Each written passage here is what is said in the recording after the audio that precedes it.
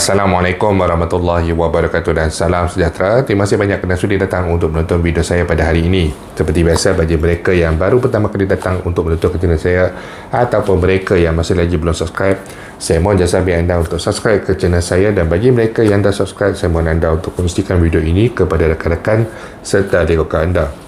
Semoga apa yang saya nak kongsikan sedikit pada hari ini adalah satu perkongsian yang bermanfaat untuk kita semua, insya-Allah.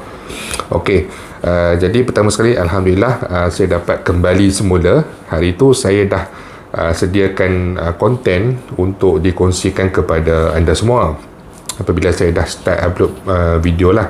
Kemudian nak dijadikan cerita, anak-anak saya tidak sihat, dan anak saya yang bongsu dijangkiti virus nak sebut tak kerti, tengok Ustaz, leptospirosis, ataupun dalam bahasa Melayu kita dipanggil kencing tikus. Yang ni sangat memberikan kesan lah, dan saya terpaksa fokus untuk menjaga anak sehingga sembuh. Alhamdulillah, hari Khamis lepas dia sudah boleh dikatakan sembuh sepenuhnya, dah boleh makan kembali, dan Alhamdulillah semakin sihat. Jadi sebab itu saya agak lama tak muncul kembali, walaupun saya ada sediakan beberapa konten sebelum ini. Jadi insyaAllah doakan yang baik-baik saja, semoga-mudahan anak-anak sihat dan saya pun dapat teruskan berkongsi info kepada anda semua. Jadi berkenaan dengan muncul saya ini berkenaan dengan isu bagi tuntutan pengeluaran KWSP, sama ada tuntutan untuk pengeluaran kali yang terakhir ataupun untuk tambahan pengeluaran daripada pengeluaran khas. Okey, ramai yang mesej saya bertanyakan, minta maaf saya tidak dapat reply kerana saya tak tengok pun handphone. Dalam tempoh hampir 2 minggu ni memang sangat sibuk, tak fokus kepada benda lain.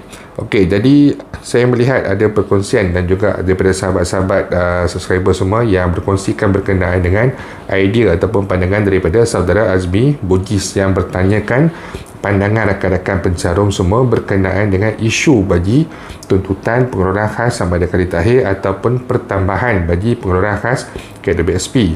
Jadi saudara Azmi punya cadangan ni pada saya sangat menarik dan sangat baik. Okey, kerana yang pertama, beliau mencadangkan untuk pengeluaran ini dikeluarkan tertumpu kepada kumpulan-kumpulan tertentu ataupun ada kumpulan sasar. Yang pertama, kumpulan sasar yang pertama adalah suri rumah.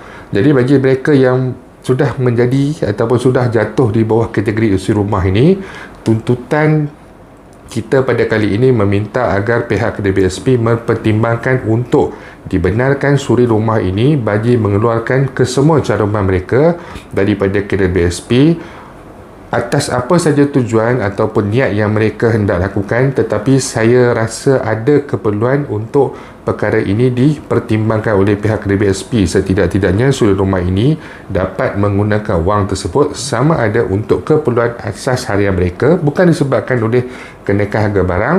Malah mungkin juga kita boleh menggalakkan mereka untuk menggunakan wang tersebut sebagai modal bagi melakukan, orang kata, bisnes ataupun perniagaan secara kecil-kecilan. Kalau kita tengok sekarang ni, kebanyakan banyak suri rumah yang sudah mula bergiat dengan bisnes online. Ada yang nak buat live dekat Facebook, dekat TikTok dan sebagainya, jual pakaian, jual, orang kata, produk makanan, produk kecantikan dan juga sebagainya. Jadi sedikit sebanyak mereka ini memerlukan modal, dan untuk startup ataupun untuk starting perniagaan ini selalunya memang agak sukar untuk mereka mendapatkan pinjaman dan mendapatkan geran daripada mana-mana pihak, kerana mereka ini bermula daripada kosong. Jadi tujuan dibenarkan untuk pengeluaran bagi kumpulan suri rumah ini pada saya sangat baik, kerana ianya sedikit sebanyak dapat membantu mereka untuk bukan memperbaiki hala tuju, tetapi untuk memperbaiki kehidupan seharian mereka. Okey, yang keduanya dicadangkan oleh saudara Azmi Bugis ini bagi membenarkan pengeluaran ini penuh kepada pekerja swasta yang berumur 35 tahun ke atas yang tidak lagi mencarum ataupun tidak mempunyai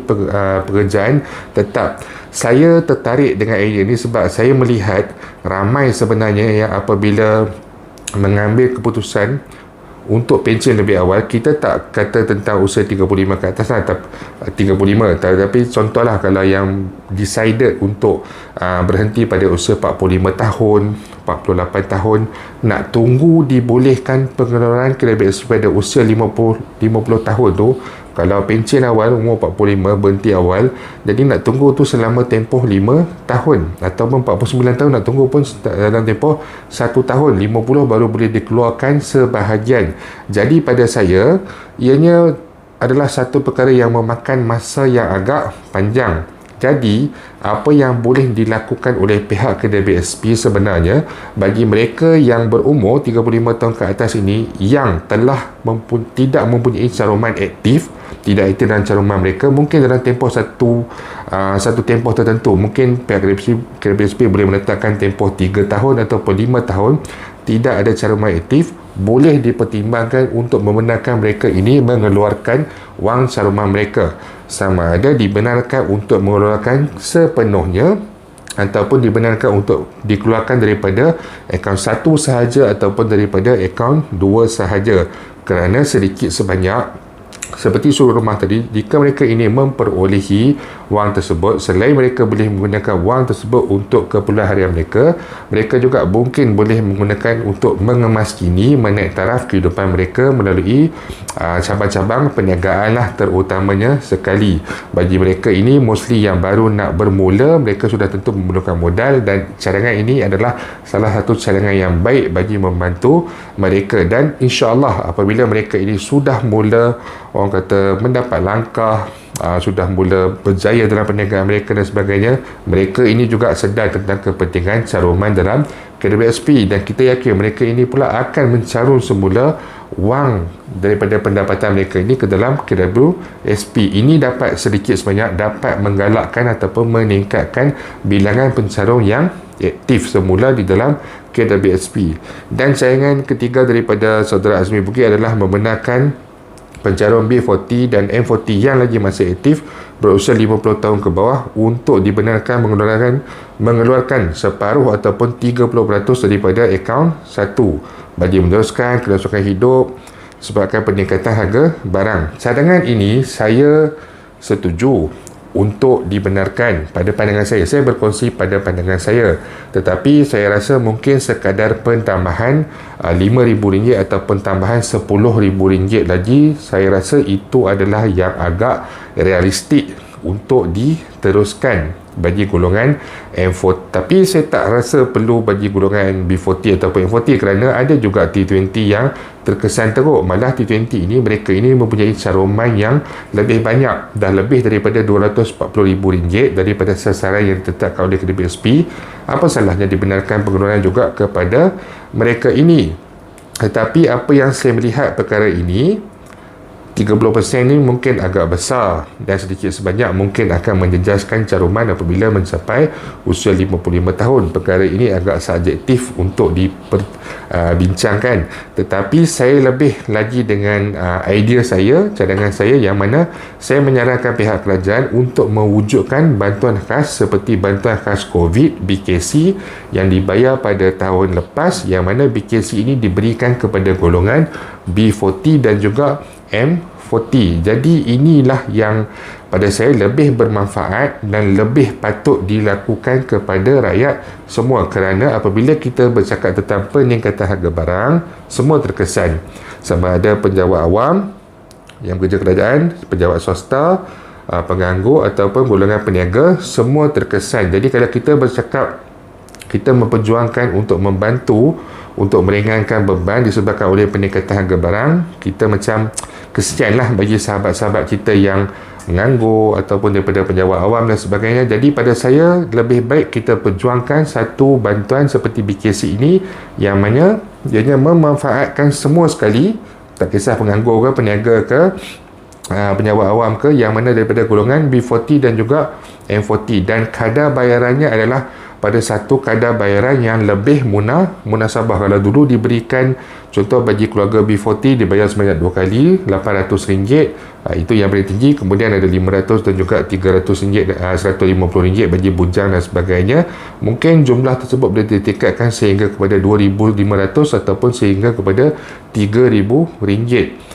Kebaikan jenis bantuan seperti BKC ini adalah ianya datang daripada dana kerajaan sendiri, yang mana kerajaan kutip pendapatan daripada hasil pencukaian dan juga sebagainya. Dan yang keduanya, kebaikannya adalah dia tidak mengganggu wang caruman kita di dalam kedai BSP. Wang tersebut datang daripada kerajaan, diberikan kepada rakyat. Kedai BSP kita tidak perlu dikacau. Dan yang ketiga, bantuan itu baik kerana ianya dapat memanfaatkan semua golongan, sama ada suruh rumah ke, pejabat awam ke, pejabat swasta ke, peniaga tadi ke, penganggur ke, semua akan dapat selagi mana mereka berada dalam kategori B40 hingga M40. Jadi cadangan Saudara Azmi Bugis yang ketiga ini saya lihat adalah baik, tetapi saya suka untuk menyarankan diwujudkan satu bantuan lain tanpa perlu mengganggu wang caruman KWSP.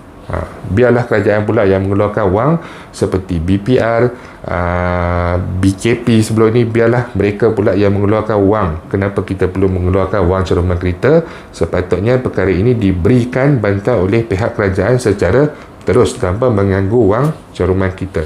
Jadi itu saja yang saya nak kongsikan sedikit pada hari ini. Itu adalah sekadar pandangan peribadi saya, dan bagi mereka yang punya sebarang pandangan, sebarang komen ataupun sebarang masalah, anda boleh utarakan di ruangan YouTube ataupun di ruangan Facebook. Jadi insyaAllah kita akan jumpa lagi. Jangan lupa untuk share, jangan lupa untuk subscribe. Assalamualaikum warahmatullahi wabarakatuh.